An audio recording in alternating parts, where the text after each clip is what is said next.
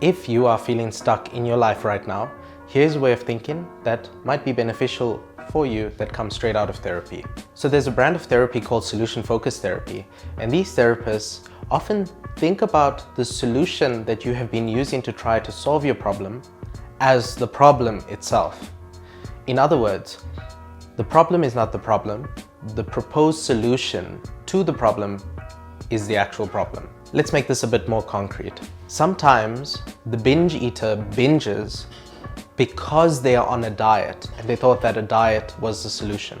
So they end up getting so hungry that they feel the need to binge, and binging becomes more difficult to control when you're feeling starved. Sometimes the anxious person feels anxious because they're trying to avoid the anxiety. So in trying to push away that internal feeling, it gets exacerbated. And therefore the solution they came up with for getting rid of the anxiety became the problem itself. Sometimes when people try to increase their sense of self-worth, they try to achieve things and they try to change themselves and become better. And unwittingly, they send the message to themselves that they're not good enough as they are. So in a situation like that, trying to change has become part of the problem and has fed back into your low feelings of self-worth because you are sending yourself the message that you're not good as you are.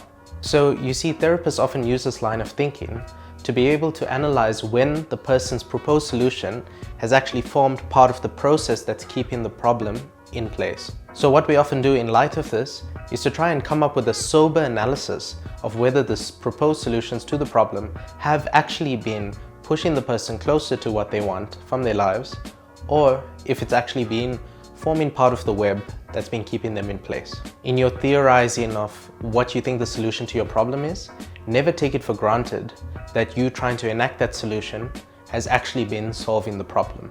Maybe it hasn't. And so there you are. Go be your own therapist.